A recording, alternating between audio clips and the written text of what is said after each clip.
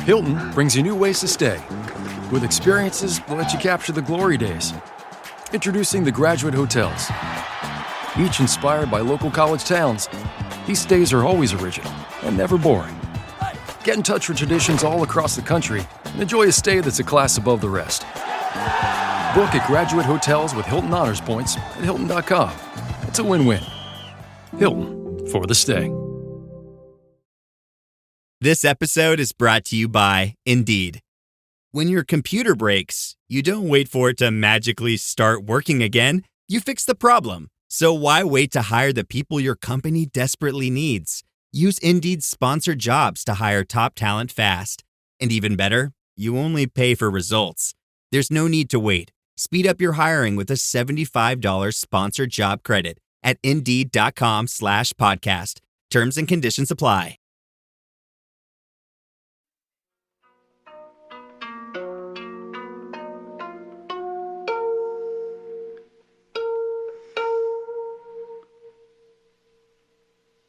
Water, not disturbed by waves, settles down of itself. A mirror, not covered with dust, is clear and bright. The mind should be like this. When what beclouds it passes away, its brightness appears. Happiness must not be sought for. When what disturbs passes away, happiness comes of itself.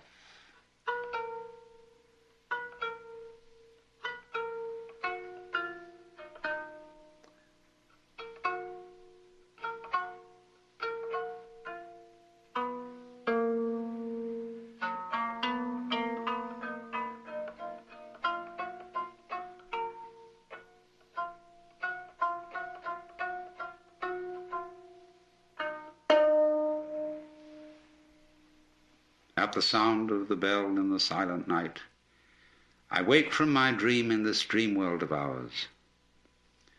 Gazing at the reflection of the moon in a clear pool, I see beyond my form, my real form.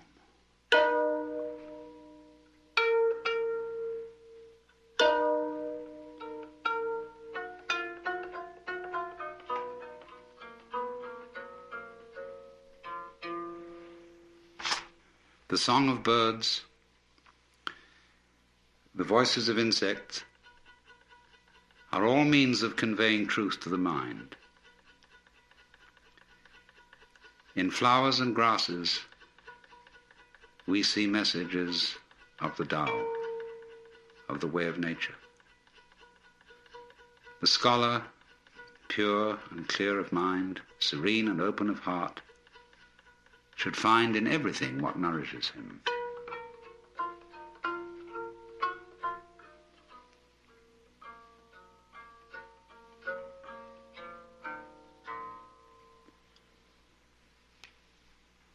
Men know how to read printed books. They do not know how to read the unprinted ones. They can play on a stringed harp, but not on a stringless one, applying themselves to the superficial instead of the profound. How should they understand music or poetry?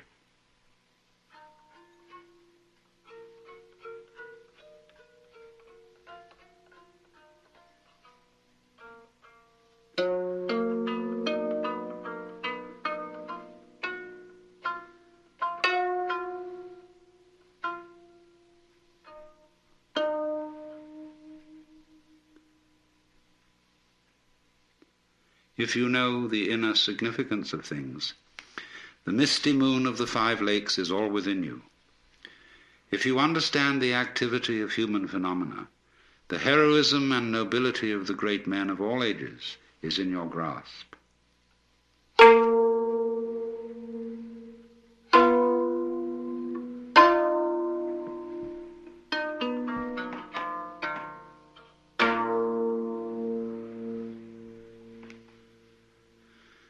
Walking alone, leaning on a staff, in a valley of pine trees, clouds rise round my monkish robes.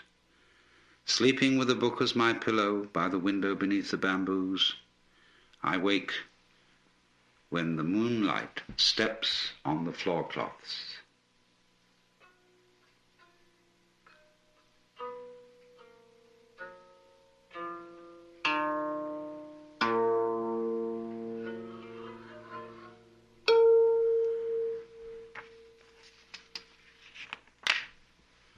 A solitary cloud comes out of a mountain cave.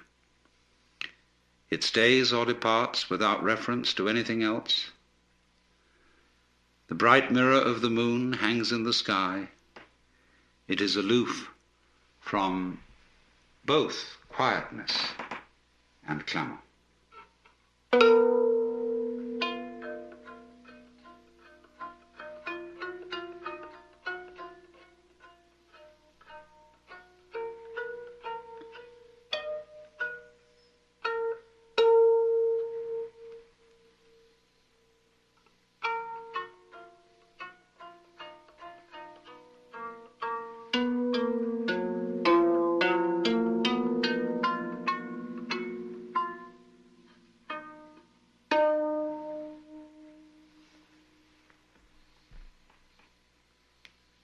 The Zen sect says, when you are hungry, eat. When you are weary, sleep. Poetry aims at the description in common language of beautiful scenery. The sublime is contained in the ordinary, the hardest in the easiest. What is self-conscious and ulterior is far from the truth. What is mindless is near.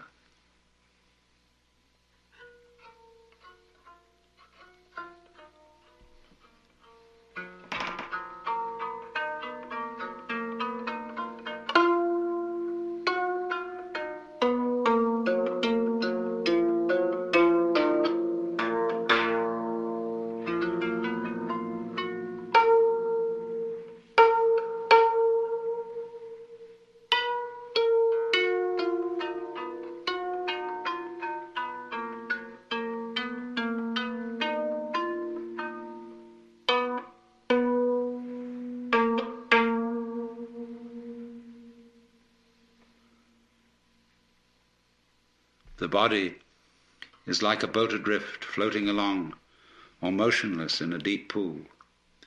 The mind is like a piece of burnt wood. What matters if it is split fuel or varnished with scented lacquer?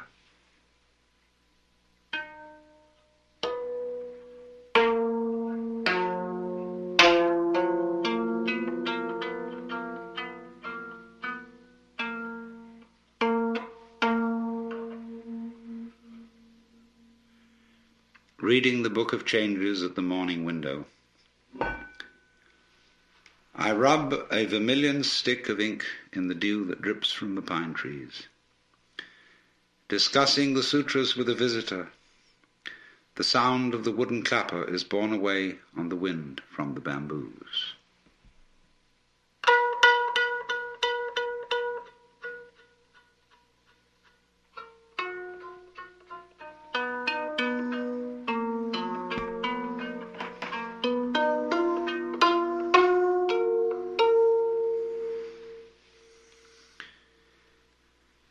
An ancient worthy says, the shadow of the bamboo sweeps over the stairs, but the dust does not move.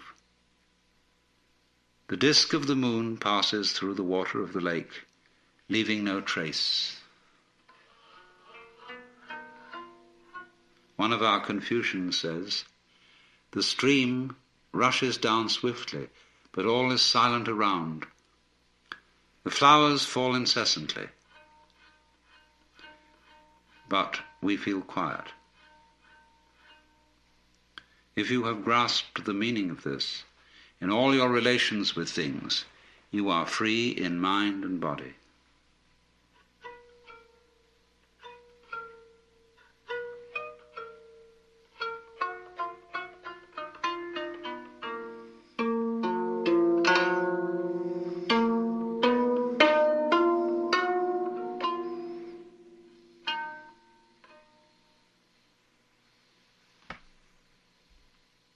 If your heart is without stormy waves, everywhere are blue mountains and green trees. If our real nature is creative like nature itself, wherever we may be, we see that all things are free like sporting fishes and circling kites.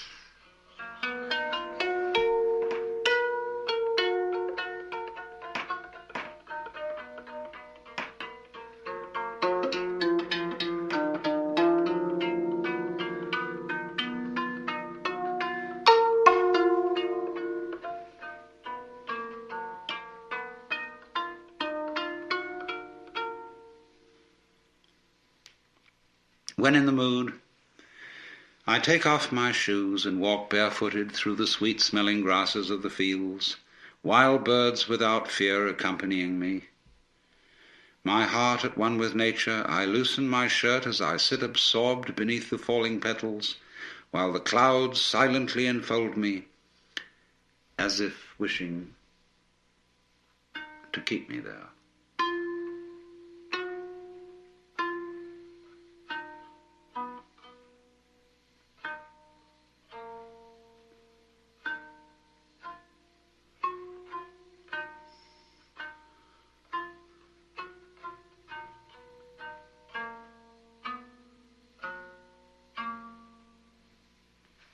Just as a whirlwind roaring down a valley leaves nothing behind it, so the ear is to have nothing to do with right and wrong. Just as the moon only reflects its light in a pool, so the mind, empty and unattached, does not know itself and the outside world as two things.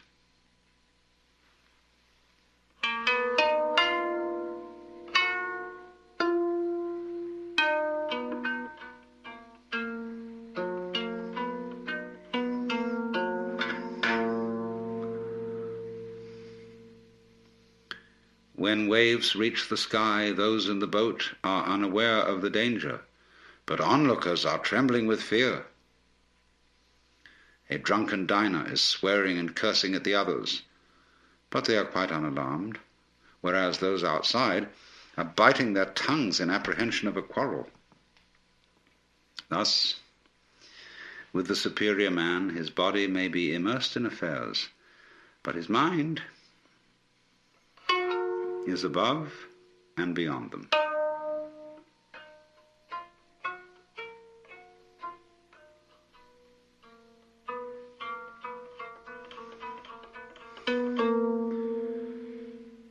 Though my tea is not the very best, the pot is never dry. My wine is not exquisite, but the barrel is not empty. My plain lute, though stringless, is always in tune. My short flute, though a formless one, suits me well.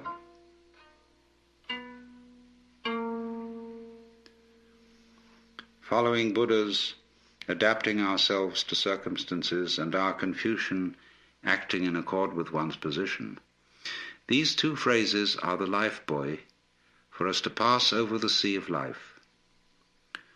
The paths of life are illimitable. If we desire perfection, all kinds of obstacles arise. But if we obey our destiny, we are free everywhere.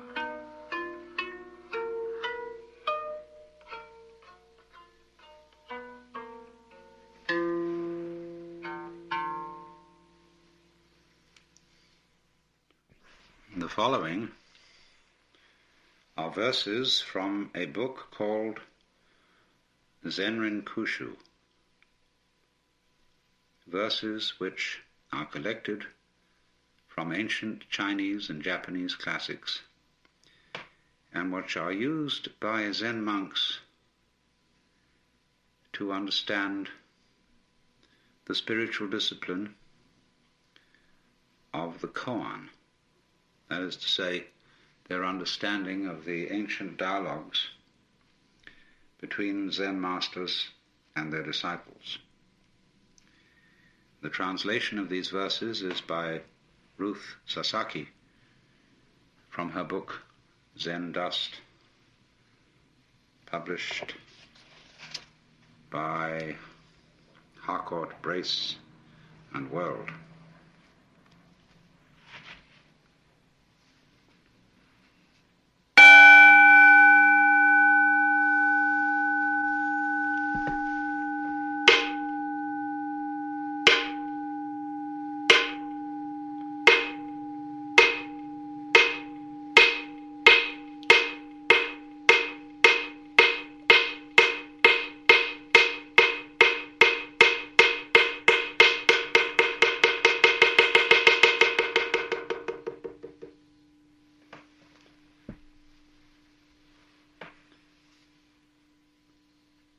The cold kills you with cold. The heat kills you with heat.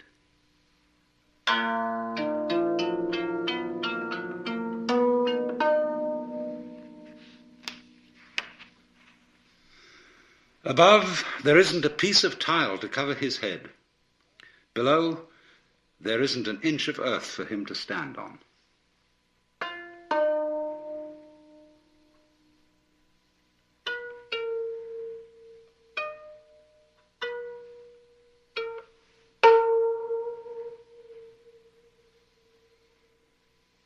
When the mouth wants to speak about it, words fail. When the mind seeks affinity with it, thought vanishes.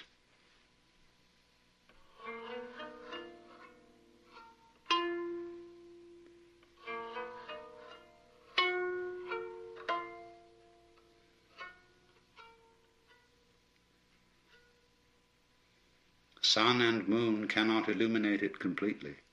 Heaven and earth cannot cover it entirely.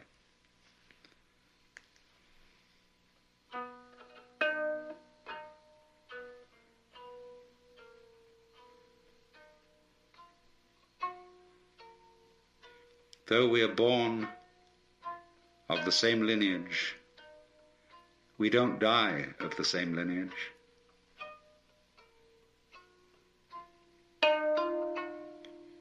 When we're reviling one another, you may give me tit for tat. When we're spitting at one another, you may spew me with slobber.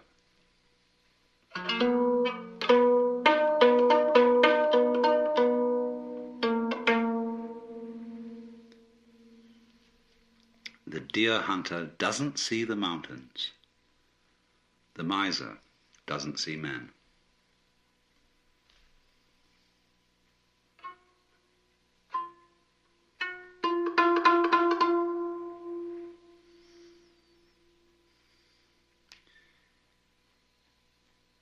Last year's poverty was not real poverty. But this year's poverty is poverty indeed.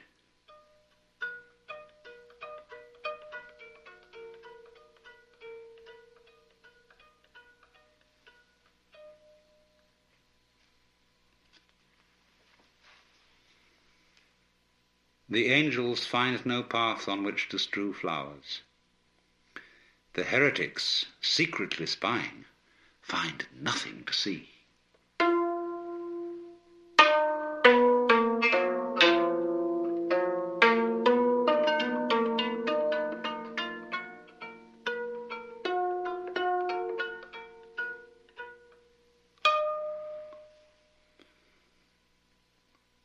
Last year's plum and this year's willow.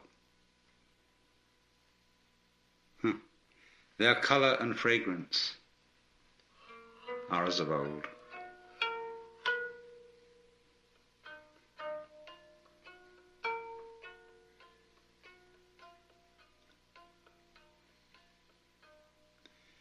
At the limits of heaven, the sun rises and the moon sets. Beyond the balustrade, the mountains deepen and the waters become chill.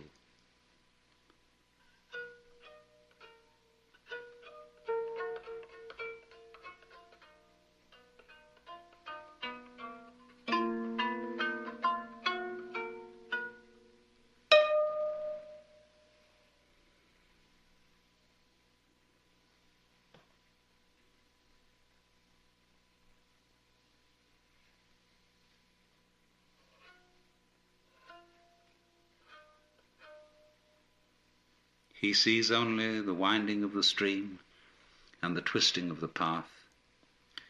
He does not know that already he is in the land of the immortals. The new McCrispy Strip is here. Dip approved by ketchup, tangy barbecue, honey mustard, Sprite, McFlurry, Big Mac sauce, double dipped in buffalo and ranch, more ranch, and creamy chili McCrispy Strip Dip. Now at McDonald's. Ba-da-ba-ba-ba.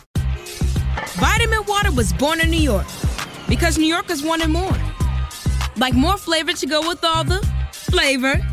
A refreshing drink after climbing 6 flights of stairs to a walk-up apartment, or standing in the subway station in 100-degree heat.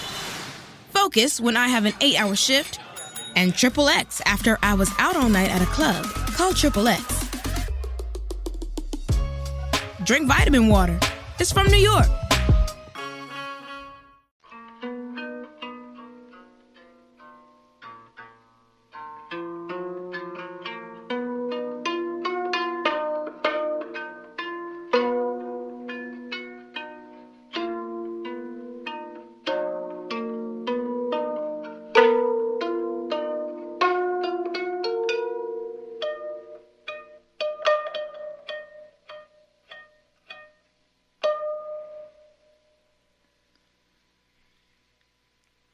He who would understand the meaning of Buddha nature must watch for the season and the causal relations. Every voice is the voice of Buddha. Every form is the Buddha form.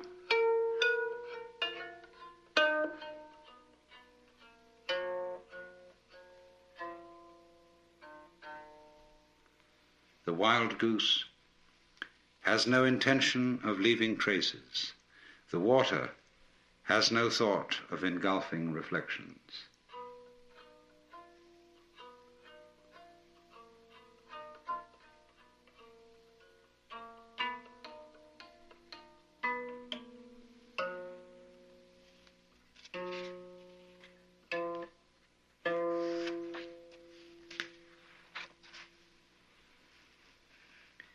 The instant you speak about a thing, you miss the mark.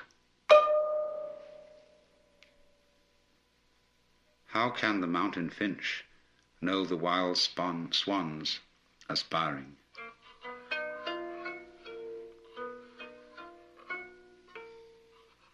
The 8-cornered mortar rushes across the sky. The badger and the white bull emit a glorious radiance, with no bird singing. The mountain is yet more still.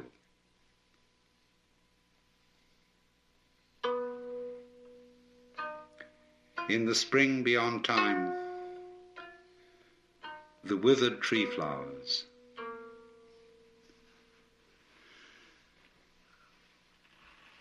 when the snowy heron stands in the snow, the colors are not the same.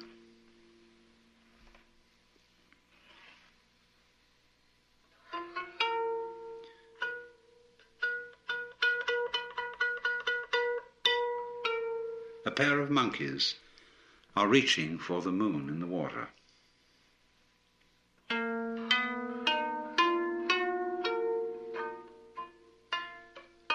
When pure gold enters the fire, its color becomes still brighter.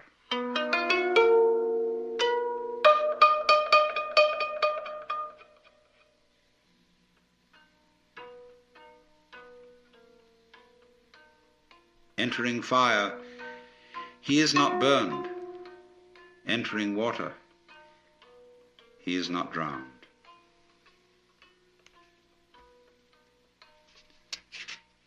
A fish that can swallow a boat doesn't swim around in a valley stream.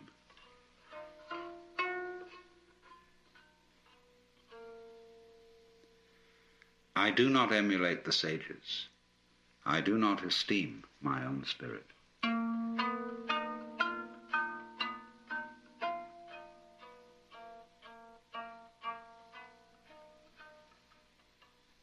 From the top of the solitary peak I gaze at the clouds.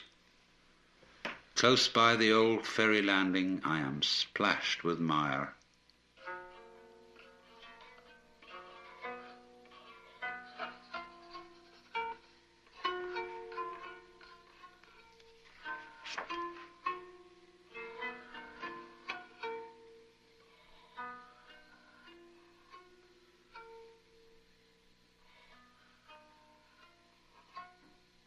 The fishermen, singing on the misty shore, all extol good fortune and honour. The woodcutters, chanting among the lofty trees, together rejoice in the era of peace.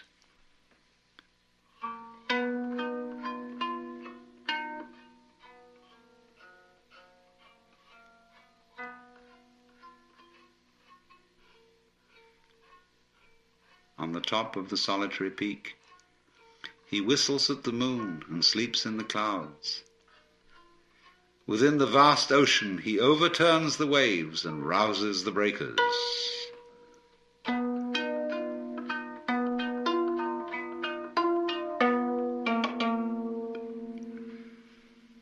Not to take what heaven gives is to incur heaven's calamity. Not to act when the moment comes is to incur heaven's misfortune.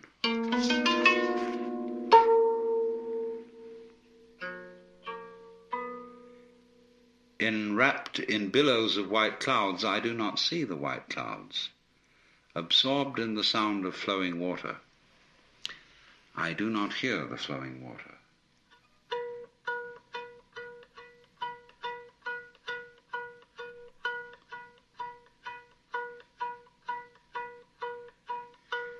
I take blindness as vision, deafness as hearing. I take danger as safety, and prosperity as misfortune.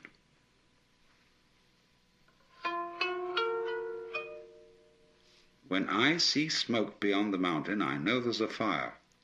When I see horns beyond the fence, I know there's an ox.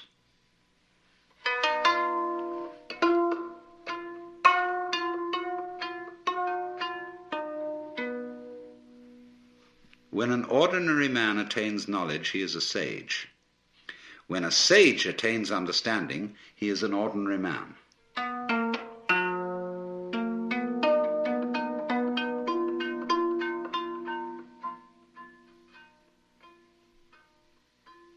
Though a cockatoo can talk, it is still just a bird. Though an orangutan can speak, it's still just a beast. But for the rule and the compass, the square and the circle could not be determined. But for the plumb line, the straight and the bent could not be rectified.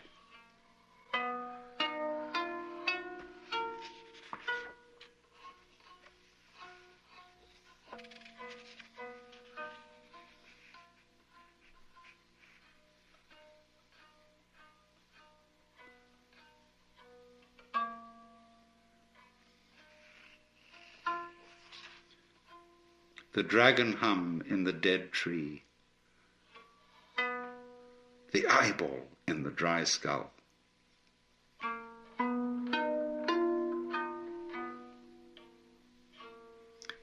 When you are really master of the myriad forms, throughout the 4 seasons, there's no withering, no decay.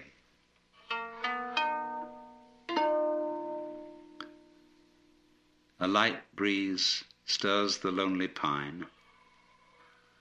The sound is more pleasant, heard from close by.